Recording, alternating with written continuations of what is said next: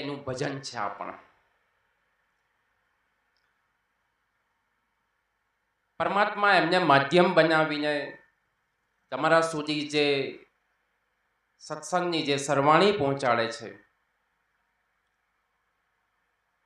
એ એમનું અત્યંત સુકૃત્ય છે. કૌભાઈએ અમને ઘણી બધી વખત આમંત્રિત કર્યા, લગભગ દર મહિને યાદ કરાવતા. 8-10 મહિનાથી ચાલતું, પણ અમારે આવવાની અનુકૂળતા ઓછી આવતી. પણ આ વખતે 2 મહિના અગાઉથી કહી રાખેલું કે તમે જ્યાં હો ત્યાંથી 30ના દિવસે હાજર થવાનું છે. અને અમને પણ ખબર નહીં ને કે પત્રિકામાં નામ બી અમારું મૂકી દીધું. એમનો ખૂબ ખૂબ પ્રેમ, રામગીરી બાપુનો ખૂબ પ્રેમ, એ વંદનને અમે ખૂબ ખૂબ વંદન કરીએ છીએ. એ પ્રેમને ખૂબ આદરથી અમારા શિરે ચડાવીએ. અત્રે સંતોને અમારા વંદન. સત્સંગની વાતો દાદાએ ખૂબ સુંદર કરી. બીજું કંઈ કહેવા જેવું છે નહીં. મૂળ સાર છે ભજન કરવું. ભજન કરવું. ગૌમુખથી નીકળેલી ગંગાની ધારા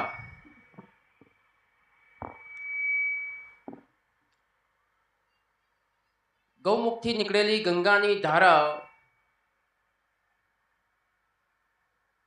અનેક હજારો કિલોમીટરોની યાત્રા કરતી કરતી કરતી કરતી ગંગાસાગરમાં જઈને સમુદ્રમાં સમાય છે.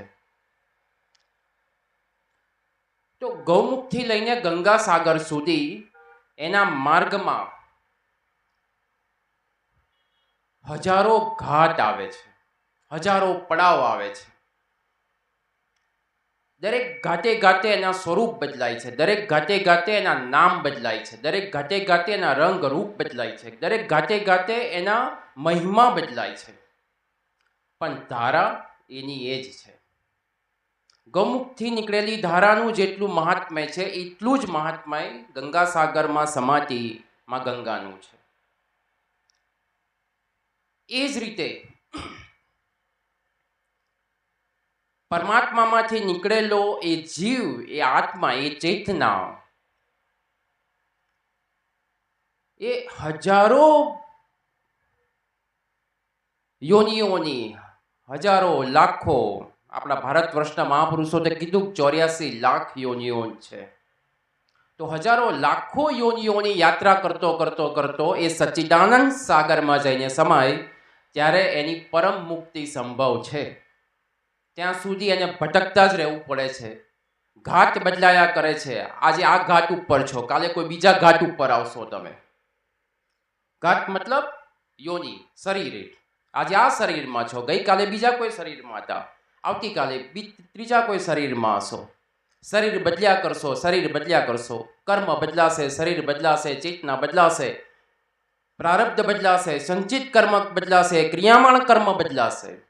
પણ અંદરની જે ધારા છે એ એની એ જ રહેશે. એનો કોઈ રંગ રૂપ નથી, એનું કોઈ નામ નથી. પણ એની મુક્તિ ત્યારે જ સંભવ છે કે જ્યારે એ પોતાના પરમાત્મા સુધી સચ્ચિદાનંદ સાગરમાં જઈને એ વિશ્રાંતિ ના પામે. ગંગાજી એકવાર સમુદ્રમાં સમાઈ જાય પછી એનું કોઈ નામ ખરું? સમુદ્ર બેડી સમુદ્ર બની જાય. સમુદ્રથી અલગ છે ત્યાં સુધી જ ગંગાનું પોતાનું સ્વતંત્ર અસ્તિત્વ છે. જ્યાં સુધી તમે પરમાત્માથી વિમુખ છો, એ પ્રભુથી વિમુખ છો, ત્યાં સુધી જ તમારું પોતાનું સ્વતંત્ર અહંકાર જીવતો છે. પણ જ્યારે તમે એ પ્રભુમાં, એ પરમાત્મામાં તમારું વિલીન થઈ જશો ત્યારે તમારો કોઈ સ્વતંત્ર અહંકાર, સ્વતંત્ર અસ્તિત્વ રહેવાનું નથી.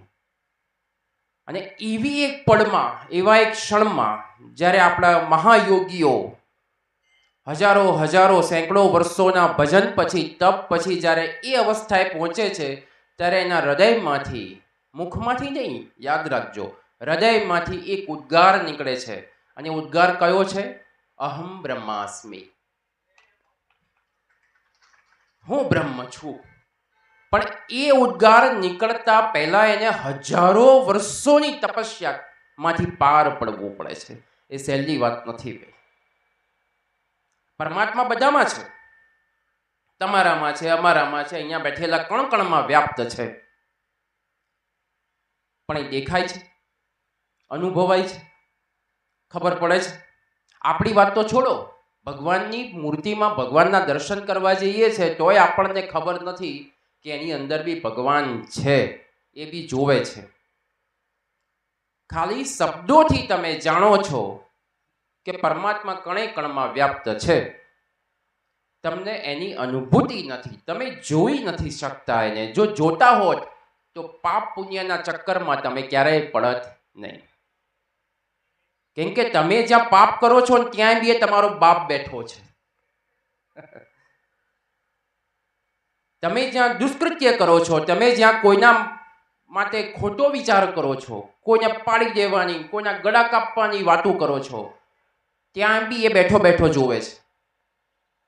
એ તમને યાદ નથી. તમને એમ છે કે હું બંધ બારણામાં મારું આગું પાછું બધું કરી નાખું, કોને ખબર પડશે? કોણ જોવે છે? કોણ જાણે છે? પણ સત્સંગમાં આવીને આવા રામગીરી બાપુના મેળાવડામાં આવીને બસ બધા અહીંયા તો બધા ડાયા જ છે ભાઈ, અહીંયા બધા ડાયા થઈ જશે. અહીંયાથી બહાર નીકળશો ને જ્યારે, ત્યારે તમારી ખરી કસોટી શરૂ થશે.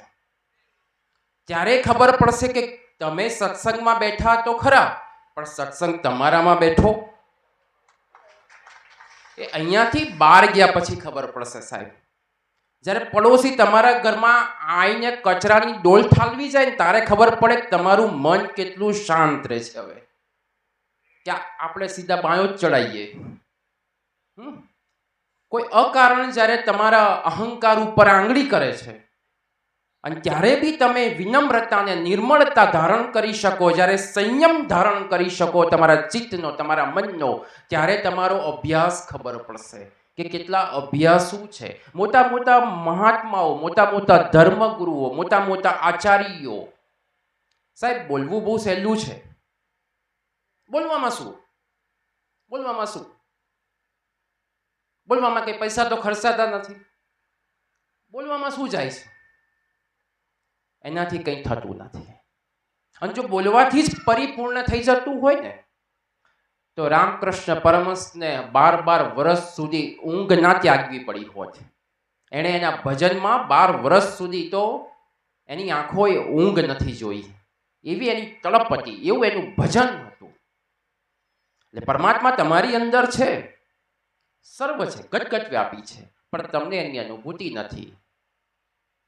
જેમ ચંદનના લાકડામાં સુવાસ હોય છે, પણ ચંદનનું લાકડું પડ્યું હશે તો બેઠું બેઠું સુવાસ નહીં મારે, એમ તમને વાસ નહીં આવે. ચંદનની સુગંધ એમ નહીં આવે. એને પથ્થર ઉપર એને ઘસવું પડશે, એની અંદર પ્રેમરૂપી પાણીનું સિંચન કરવું પડશે, સાધનારૂપી પથ્થર જોઈશે. અને એનું જ્યારે મંથન થશે, ઘર્ષણ થશે, ત્યારે એમાંથી એ સુગંધ બહાર નીકળશે, ત્યારે પરમાત્મા પ્રકાશિત થશે. અને એ સુગંધ ત્યારે તમારી સાથે પહોંચે, ત્યારે તમારી સુધી પહોંચશે કે જ્યારે સમીર હશે, પવન હશે. પવનની ગેરહાજરીમાં તો કોઈ સુગંધ હોઈ જ ન શકે. એટલે ભગવદ કૃપા વિના, સદગુરુની કૃપા વિના, એ સદગુરુની કૃપા એ પવન છે. સદગુરુની કૃપા આવશે, પવન તો છે જ, સુગંધ તો છે જ, પણ એને તમારી સુધી પહોંચાડવા માટે પવનની જરૂર છે, સદગુરુની કૃપાની જરૂર છે. એની કૃપા વગર સુગંધ તમારી સુધી પહોંચી નહીં શકે. કેમ કે 0 તાપમાનમાં, 0 ટેમ્પરેચરમાં કોઈ સુગંધ વુગંધ કશું કોઈને પહોંચતું નથી. શૂન્ય અવકાશમાં કોઈ સુગંધ કોઈને મળતી નથી, કેમ કે ત્યાં પ્રાણવાયુ નથી. અને સદગુરુની કૃપા એ તો પ્રાણ છે આપણો, એ તો શ્વાસ છે તમારો. પણ એ ભજન દ્વારા સમજાશે. વિના ભજન, વિના અભ્યાસ વિના, દાદાએ સરસ વાત કરી અભ્યાસની. અભ્યાસ કરવાનું કયું છે, પણ અભ્યાસ કેમનો કરવો, કેવી રીતે કરવો? મૂળ વાત તો એ છે કે અભ્યાસ કરવો શેનો કરવો? ખેતરમાં જઈને હળ જોડીને કૂટ્યા કરવું એ અભ્યાસ કરવો? અભ્યાસ કેવી રીતે કરવાનો, શું કરવાનું? સંત દાદુ દયાલ થઈ ગયા. રામાનંદ સ્વામીની મહાન પરંપરામાં સંત દાદુ દયાલ થઈ ગયા, રાજસ્થાનની ધરતી ઉપર મહારાજજી. એમણે એક અંતિમ અવસ્થા, જેમ હમણાં દાદાએ કીધું કે અજપા, કડી કાળમાં અજપા. અજપા શબ્દ તમે જાણે એવી રીતે સાંભળતા રહેશો અત્યારે કે જાણે બસ એક પેલા છોકરાઓ લકટીઓ રમે ને એવો સાદો સિમ્પલ થઈ ગયો, એમ એવો થઈ ગયો, ચવાઈ ગયો શબ્દ અજપા. પણ સંત દાદુ દયાલ કે છે, ન કર જપું ન માલા જપું ન મુખ સે કહું ન રામ, ન કર જપું ન માલા જપું ન મુખ સે કહું ન રામ, મેરો સુમરન હરી કરે મેં પાયો વિશ્રામ. એ અંતિમ અવસ્થા છે સાહેબ, અજપાની અંતિમ અવસ્થા છે. ત્યાં પહોંચવા માટે તો સાહેબ આ એક જન્મ તો બહુ ઓછો છે. 1000 જન્મે બી એ અવસ્થાએ પહોંચી જાઓ ને તો તમારું સદભાગ્ય છે. એટલે આ એક જન્મે તો ભૂલી જ જજો. આ જન્મે કદાચ બીજા રોપણ થાય, એક બીજ રોપાય આ જન્મે, એનાથી વધારે આપણાથી કંઈ થઈ શકે નહીં. આપણા ભારત વર્ષમાં સંતોને, ધર્મ મહાગુરુઓને 2 ભાગમાં વહેંચ્યા છે. જેમ દાદાએ આ બધી વાત કરી, અમે વિસ્તારપૂર્વક કરી. બ્રહ્મ શ્રોત્રિય અને બ્રહ્મ નિષ્ઠ. જે બ્રહ્મ શ્રોત્રિય, જે સંતો મહાત્માઓ, જે ધર્મગુરુઓ થયા, જે આચાર્યો થયા, એ માત્ર કોઈનું સાંભળવાથી, કોઈનું શીખીને, પુસ્તકો વાંચીને વિદ્વતાને પ્રાપ્ત કરી. એને વિદ્વતા, વિદ્વાન થયા. અને વિદ્વાન થયા ને પાટ ઉપર બેસી ગયા, ગાદી ઉપર બેસી ગયા અને પોતાની દુકાન ચાલુ કરી દીધી. બસ એમનું કામ જ એક બોલ બોલ કર્યા કરવાનું, બોલ કરવાનું. કરોડો અરબોમાં રમે. હા, સોનાની વીંટીઓ પહેરે, 20, 25, 30 લાખની ઘડિયાળો પહેરે, તમને કે માયા છોડી દો. તમે માયા છોડો ત્યારે ઘડિયાળ ભેગા થાય ને. તમે માયા જ ના છોડો તે બચારા વીંટી ભેગા કેમ ના થાય? આ કળિયુગનું પરમ સત્ય છે સાહેબ. આ બધી વાતોમાં ના પડશો, એટલું યાદ રાખો, ઈશ્વર ભજનમાં પડો. એ જ પરમ સત્ય છે, બાકી બધું જ અસત્ય છે એના સિવાય. એટલે એક કેટેગરી છે બ્રહ્મ શ્રોત્રિય, જે ખાલી વિદ્વતા પ્રાપ્ત કરી છે, પુસ્તકો વાંચ્યા છે, સારી સ્મરણ શક્તિ છે, સદભાગ્યથી, પ્રારબ્ધથી સારી યાદ શક્તિ છે, સારું વાકચાતુર્ય છે. એટલે મીઠી મીઠી વાતો કરીને પોતાની સત્સંગની, પોતાની જ્ઞાનની દુકાન પેઢી ચલાયા કરે. અને બીજી એક કેટેગરી છે બ્રહ્મનિષ્ઠ ભક્તો થયા, જેને માત્ર પ્રભુ પ્રેમ માટે જે પોતાનું જીવન જેણે ખપાઈ દીધું છે. 8 પ્રહર જે એની મસ્તીમાં મસ્ત થઈને ફરે છે, એને કોઈથી મતલબ નથી, એને કોઈ પ્રજાથી મતલબ નહીં, પબ્લિકથી મતલબ નહીં, એને કોઈ માયા મોહ મમતા, એને કોઈનાથી ફેર નથી. કોઈ એને સાંભળે ના સાંભળે એનાથી એને કોઈ ફેર નથી. એને કોઈ પણ પરંપરાથી મતલબ નથી. એને માત્ર મતલબ છે પોતાના સદગુરુના ચરણનો એ આશ્રિત થઈ ગયો છે. અને એ સદગુરુ બી કેવો છે, સદગુરુ બી કેવો હોવો જોઈએ? બાપુ, અમારા અનુભવથી અમે કહીએ છીએ. આપણા ગુરુ ગોરખનાથ દેવનું એક સરસ મજાની સાખી છે. ગુરુ ગોવિંદ દોનો ખડે કિંકો લાગુ પાય, બલિહારી ગુરુ દેવ કી જીને ગોવિંદ દિયો દિખાય. અત્યારે આ બધી સાખીઓ આપણા મગજમાં છે ને બ્રેઇન વોશ કરે છે બધા, કહીને મગજને બગાડી ખોપડી બગાડી નાખી છે બધાની. ગુરુ ગોવિંદ દોનો ખડે, ગુરુ ગોવિંદ દોનો ખડે. એટલે લોકોના મગજમાં ઠસાવે છે. તમારા મગજમાં ઠસાવવાનો પ્રયત્ન છે કે ગુરુ ગોવિંદ કરતા મોટા છે. પણ ભાઈ એટલું તો સમજો કે ગુરુ ગોરખનાથે આ સાખી એ ક્યારે બોલ્યા? એમના મુખમાંથી આ સાખી ક્યારે બહાર પડી કે જ્યારે ગુરુ અને ગોવિંદ સ્વયં ચતુર્ભુજ નારાયણ એમની સામે ઊભા હતા. ત્યારે એ પહેલું ચરણ સ્પર્શ પોતાના ગુરુદેવ મચ્છેન્દ્રનાથનું કરે છે અને કહે છે કે ગુરુ ગોવિંદ દોનો ખડે. તમારી સાહેબ, તમારી સામે જ્યારે તમારો ગુરુ રામને લાઈને ઊભો કરી દે ને, ત્યારે તમે આ શબ્દ કહેજો, ગુરુ ગોવિંદ દોનો ખડે કિંકો લાગુ પાય. હજી ગુરુએ રામને તો બતાવ્યા નથી, હજી તો માયામાં જ અટકાઈ દીધા છે. કોઈ પ્રસંગ આવ્યો એટલે કે લાવો ફાળો, કોઈ ઉત્સવ આવ્યો એટલે કે લાવો દાન, ડોનેશન લાવો, આ લાવો, તે લાવો, માયામાં જ અટવાઈ દીધા છે, શબ્દોમાં જ તમને પરોઈ દીધા છે. આ કળીકાળ છે. કોઈ ગુરુએ તમારી સામે રામને લાઈને ઊભો કરી દીધો છે, કૃષ્ણને લાઈને ઊભો કર્યો છે. જે દિવસે રામ અને કૃષ્ણને લાઈને ઊભો કરી દે ત્યારે તમે કહેજો ગુરુ ગોવિંદ દોનો ખડે કિંકો લાગુ પાય, બલિહારી ગુરુદેવ કી જીને ગોવિંદ દિયો દિખાય. ત્યારે તમને બોલવાનો હક છે, અધિકાર છે. ત્યાં સુધી શું કામ માનો છો? આ કળિયુગ છે, વારે વારે કહીએ છે. એવા ગુરુઓ ક્યાં છે? આજે તો એ ગુરુઓનો દુકાળ પડ્યો છે કે જેણે પરમાત્માને જોયો છે. આજે કોઈ દાવા સાથે કહી શકે કે હા મેં જોયો છે ઈશ્વરને. કલકત્તામાં જન્મેલો એક આધુનિક યુવાન નરેન્દ્ર દત્ત, એને જ્યારે પરમાત્માની તરસ લાગી, પરમાત્માની તડપ લાગી, એને જ્યારે સુરતા ચડી અને કોઈકે એને કહ્યું કે ગુરુ વગર ઈશ્વરના દર્શન સંભવ નથી, ગુરુ વગર ઈશ્વરના સંભવ દર્શન નથી, ગુરુ વગર પરમ સત્યની પ્રાપ્તિ થતી નથી. તો એ 18-19 વર્ષનો લબરમુછિયો જવાનીઓ નરેન્દ્ર દત્ત ઠેર ઠેર ગુરુની શોધમાં નીકળ્યા. પણ એણે નક્કી કરી નાખેલું, ભણેલો ગણેલો યુવાન હતો, કોઈની અંધશ્રદ્ધામાં આવે એવો નહોતો, કોઈની વાતોમાં આવે એવો નહોતો. એને ખોજ હતો, ખોજી બન્યો. એ ખોજી બન્યો, માનવા વાળો નહોતો, જાણવા વાળો હતો. કોઈ કેમ હાથ જોડીને માથું નમાઈ દેવું એવું નહીં.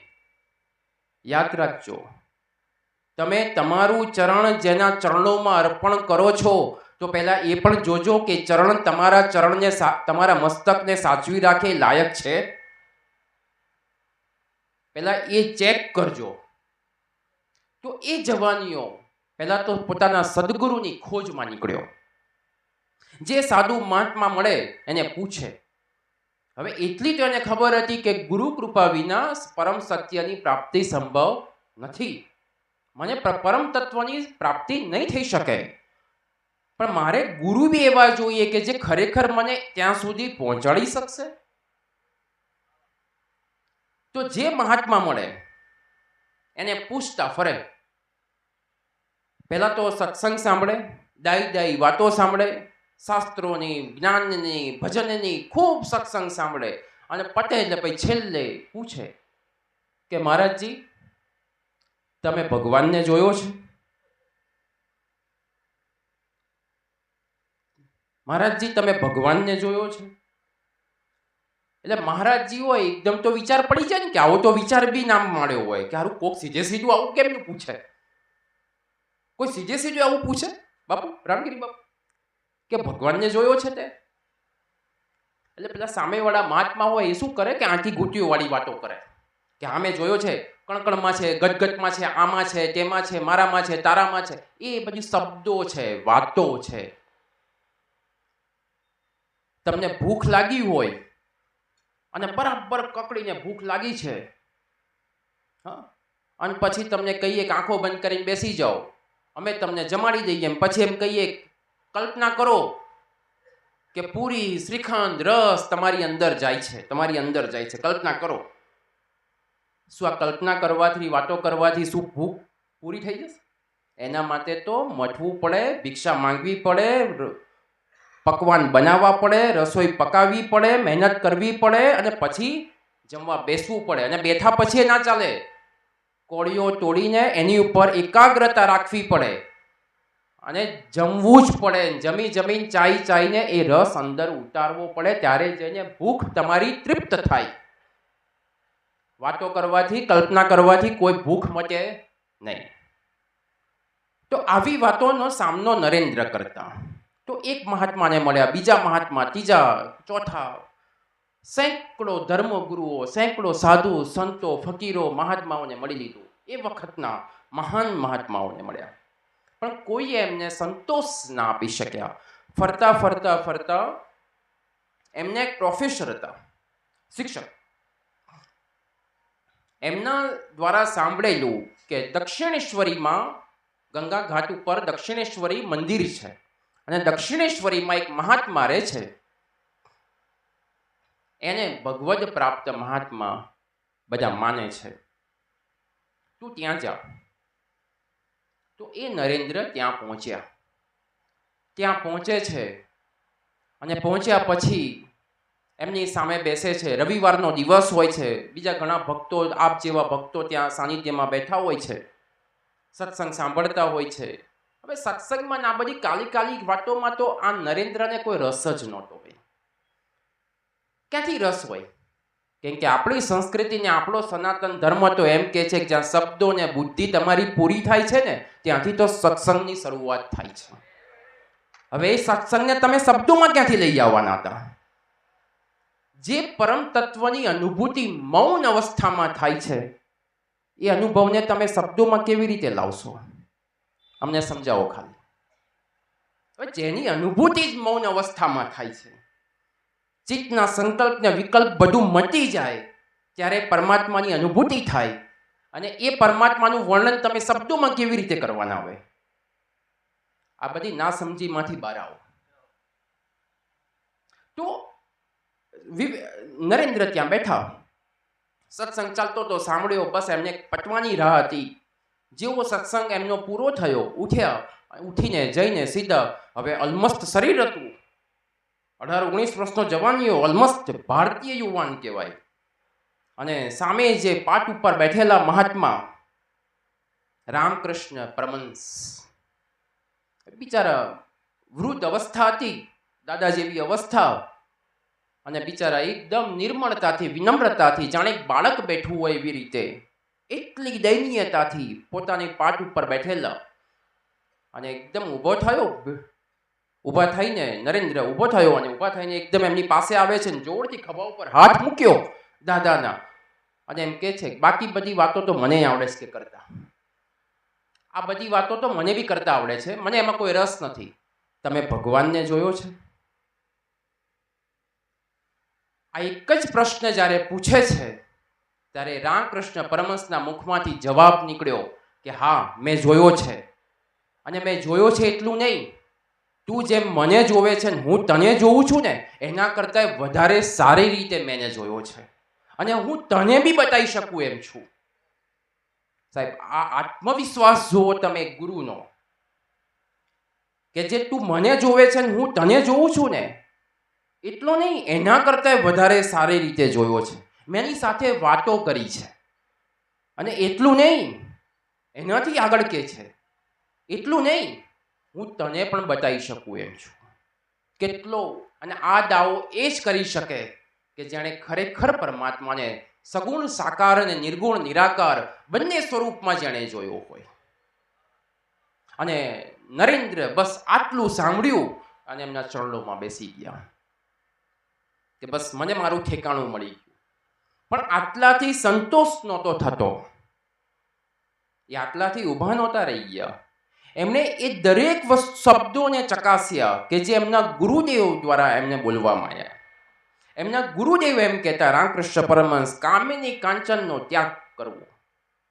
બધા ધર્મગુરુઓ કહે છે, અમે કહીએ છીએ, દાદા કહે છે, સંતો મહાત્માઓ બધા જ કહે છે કે કામિની અને કાંચનનો ત્યાગ કરવો. કામિની મતલબ વિકાર વાસના, અને કાંચન મતલબ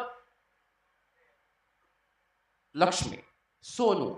લક્ષ્મી તો સદબુદ્ધિ કહેવાય, માયા, એનો ત્યાગ કરવો. એક વખત નરેન્દ્રને વિચાર આવ્યો કે મારા ગુરુદેવ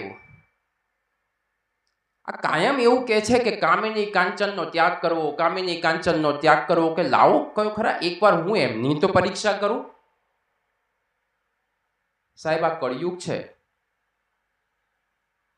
આ કળીકાળ છે, એ સતયુગ નથી.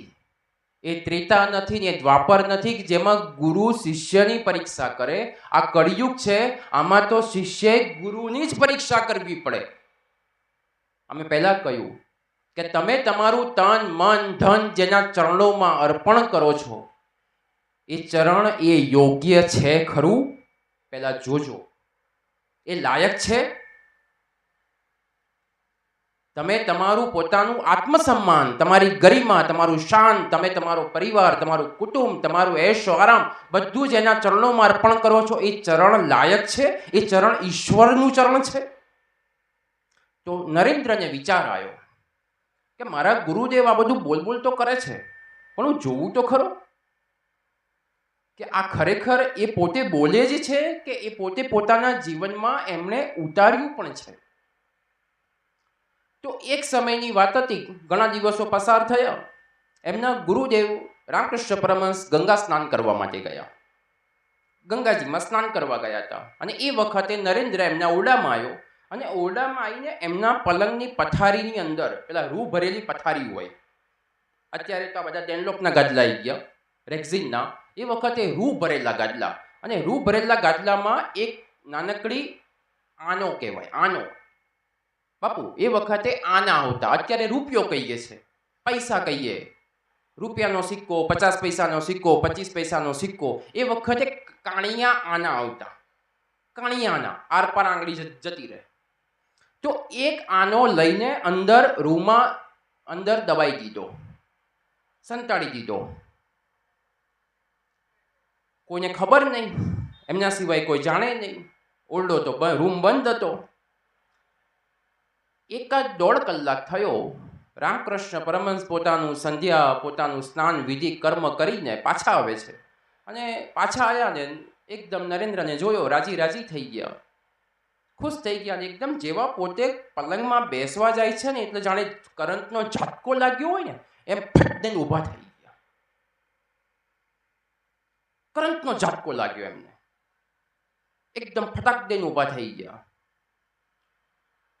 શું થયું? બધા એમના જે આજુબાજુના હતા એમના સેવકો બધા જોવા લાગ્યા, શું થયું ગુરુદેવને, શું થયું, શું થયું? આ એકદમ એમના હાથ લાલ ચોળ થઈ ગયા, પેલું લોહી જામ થઈ જાય ને, આપણે કરંટ તળીએ કયો ઝાટકો વાગે, આ પ્લગમાં આંગળી નાખીએ કયો ઝાટકો વાગે, બધું શૂન થઈ ગયું, બધું સુનકાર થઈ ગયું, એકદમ હાથ લાલ પડી ગયા. એટલે એમ થયું કે શું થયું ગુરુદેવને? પછી ગુરુદેવે કીધું કે મને એકદમ ઝાટકો વાગ્યો પથારીમાં બેસતા.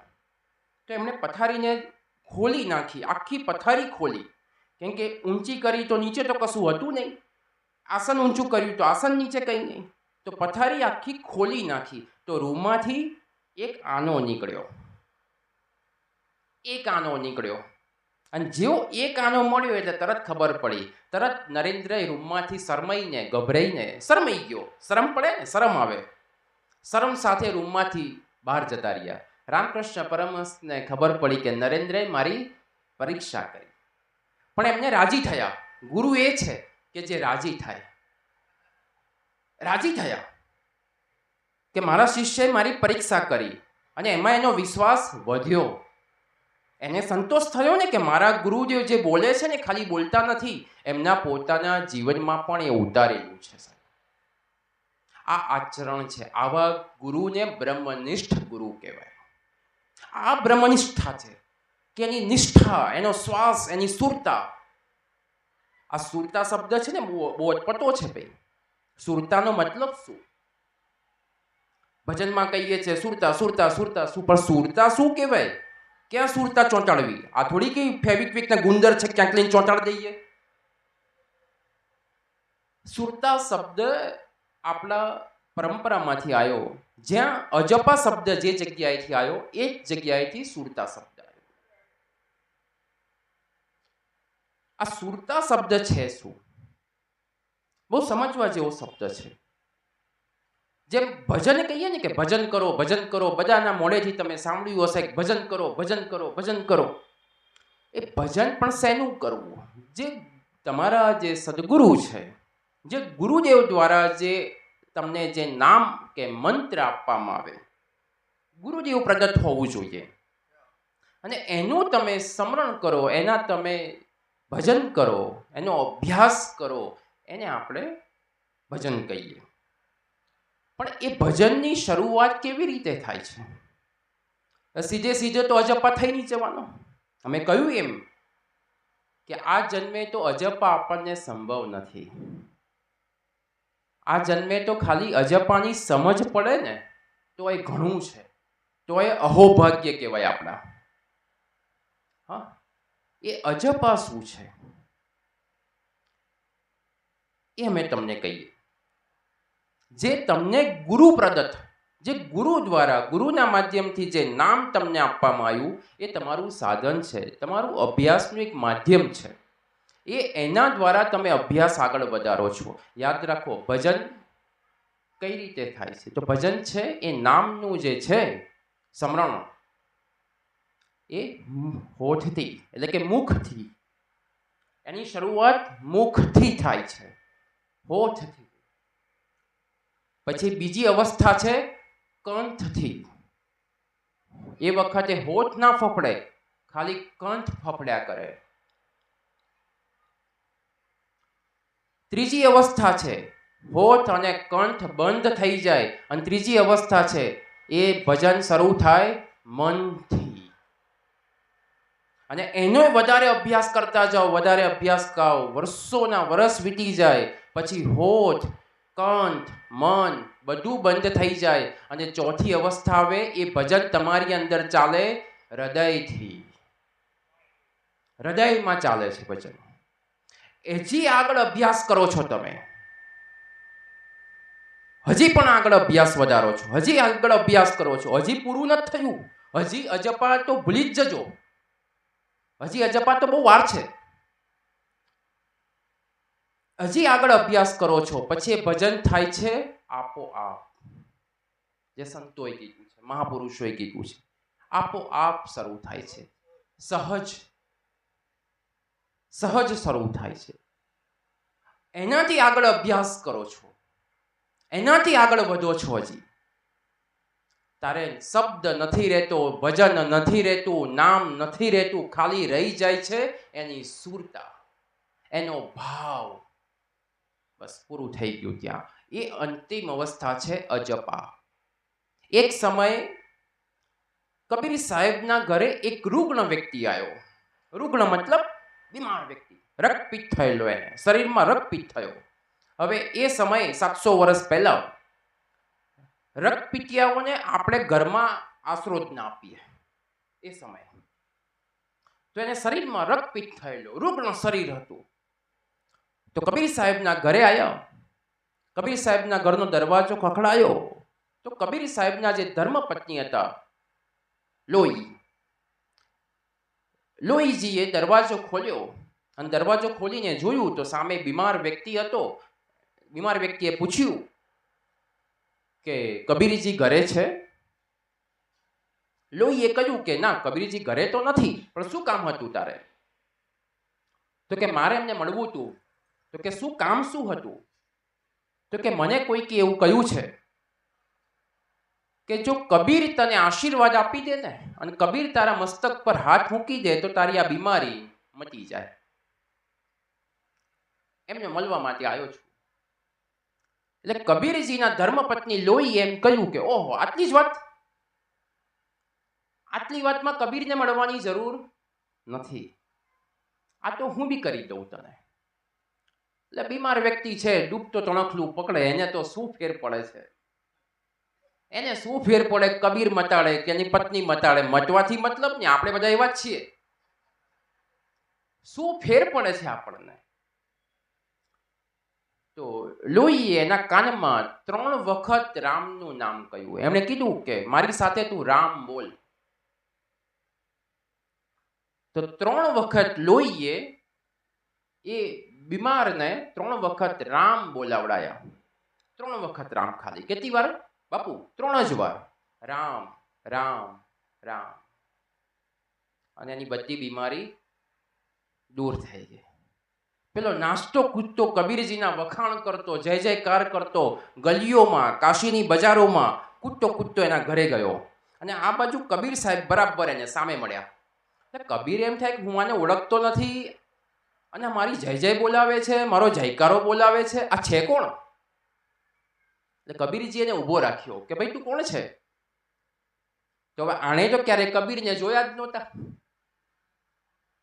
એટલે એણે કહ્યું કે અરે હું તો વર્ષોથી બીમાર હતો, કબીરજીના ઘરે ગયો અને મારી બીમારી દૂર થઈ ગઈ. કબીરજીને આશ્ચર્ય થયું કબીર સાહેબને કે શું વાત કરે છે, કોણે મટાડ્યું તને? કે કબીરજી તો ઘરે હતા નહીં, પણ એમના ધર્મપત્ની લોહીજી હતા, તો લોહીજીએ મને મટાડી દીધું. એટલે કબીર સાહેબે પૂછ્યું કેવી રીતે મટાડ્યું? એને કેવી રીતે મટાડ્યું તને? તો એણે કહ્યું કે મને 3 વખત રામનું નામ બોલવાનું કહ્યું અને 3 વખત રામનું નામ બોલ્યો અને મારી બીમારી દૂર થઈ ગઈ. કબીરજીનું મોં પડી ગયું સાહેબ, દુઃખી હૃદય થઈ ગયું, હૃદય દુઃખથી ભરાઈ ગયું, હૃદય દુઃખથી ભરાઈ ગયું, ગ્લાનિથી ભરાઈ ગયું હૃદય એમનું. વિચાર કરો, આપણે તો કેવા રાજી થઈએ બાપુ, રાજી થઈએ ને. તમે ઘરે ના હો અને માતાજીના હાથ મૂકવાથી કોઈની સમસ્યા અને સંકટ દૂર થઈ જાય અને તમને ખબર પડે બાપુ, આપણે કેટલા રાજી થઈએ હે, કે મને તો ભજન લાગ્યું, મારા પરિવારને બી ભજન લાગ્યું, હે ને, આનંદ થઈ જાય. કબીરને દુઃખ થયું. કબીર એમના ઘરે ગયા. ઘરે જઈને એકદમ ઉદાસ ચહેરો હતો. ઘરે બેઠા લોહીજી એમના માટે લોટો પાણીનો ભરી આવ્યા કે લો સ્વામી પાણી પીવો. પાણી પીતા પીતા લોહીએ જોયું કે કબીરજીનો વદન, એમનો ચહેરો ઉદાસ ચહેરો છે, ચહેરા ઉપર ચિંતા છે. એટલે એમણે પૂછ્યું કે કંઈ થયું છે, કેમ ઉદાસ ચહેરો છે? એટલે કબીર સાહેબ હતા ને સીધે સીધું સરળ, સંત સ્વભાવ બહુ સરળ હોય ભાઈ, કોમ્પ્લિકેટેડ ના હોય, અંદર અલગ બહાર અલગ, મગજમાં કંઈક અલગ, આવું બધું ના હોય ને. જે અંદર હોય બહાર હોય કહી દે, ચોખ્ખું જ હોય. મેં પાપ કર્યું તો કર્યું, ખોટું થયું તો થયું મારાથી. હા, દંભ ના હોય, વ્યભિચાર ના હોય એના જીવનમાં.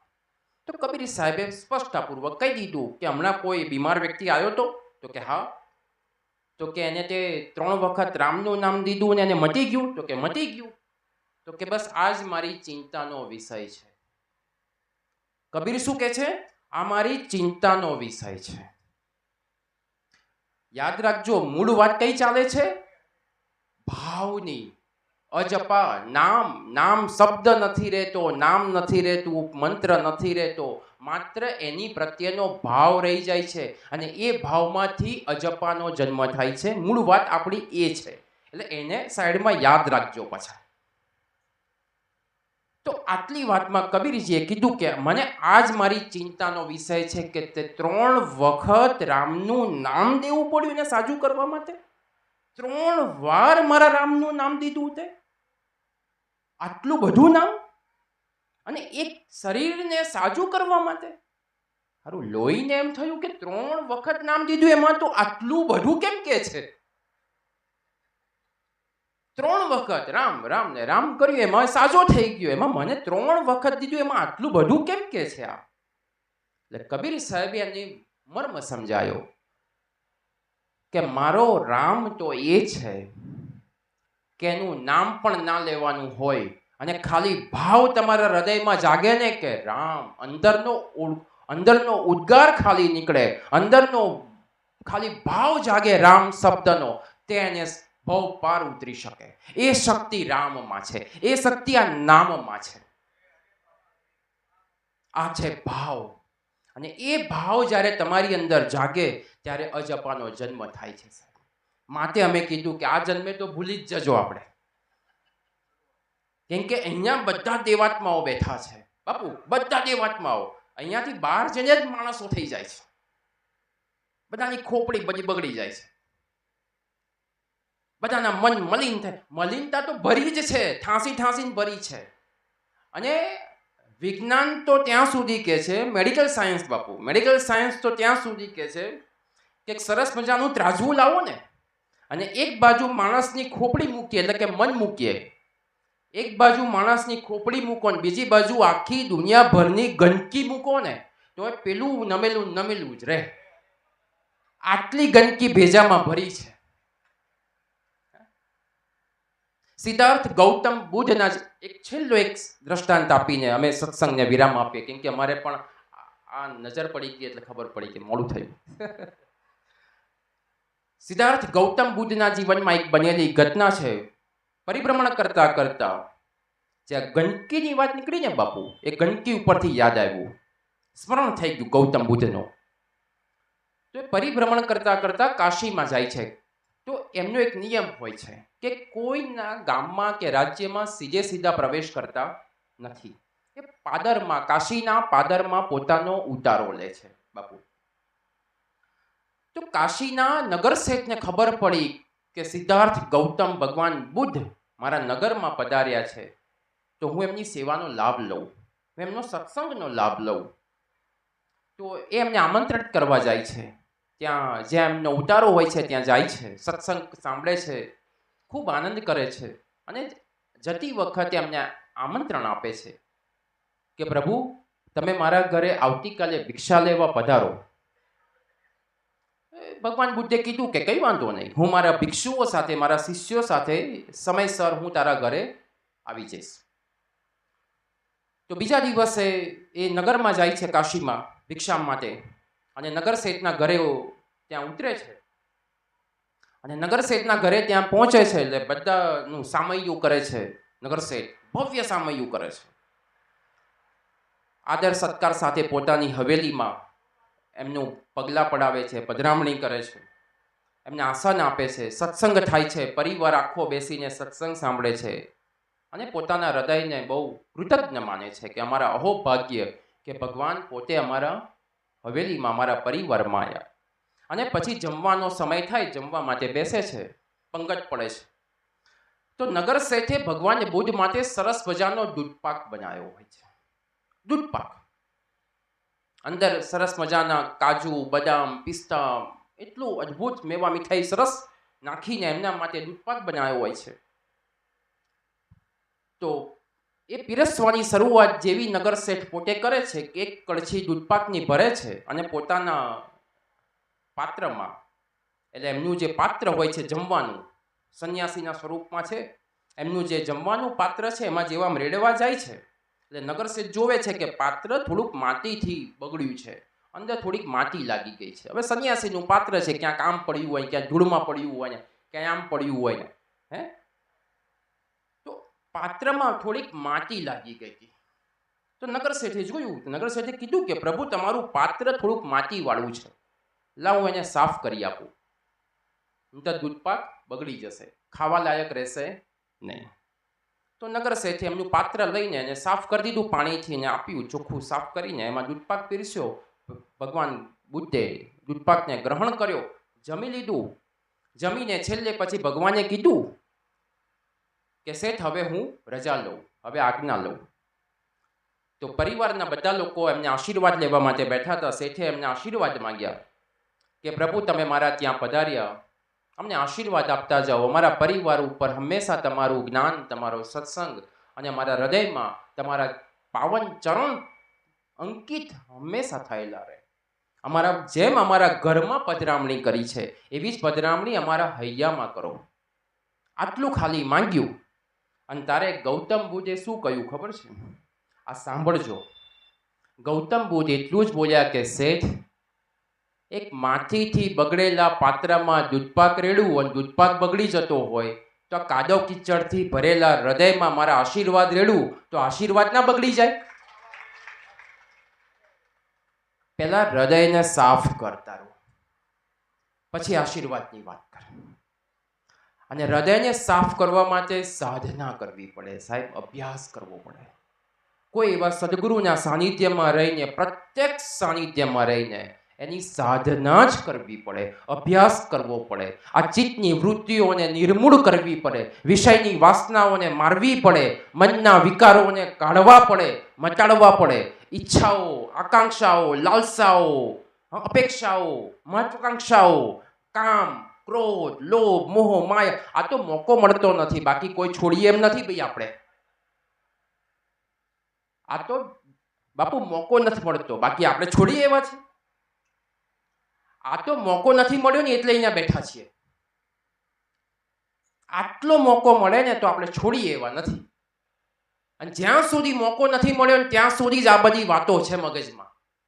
ભજન કરવું, આમ કરવું, તેમ કરવું. જેવી 5-10 વીઘા વેચાય ને એટલે બધું જ્ઞાન જતું રહે.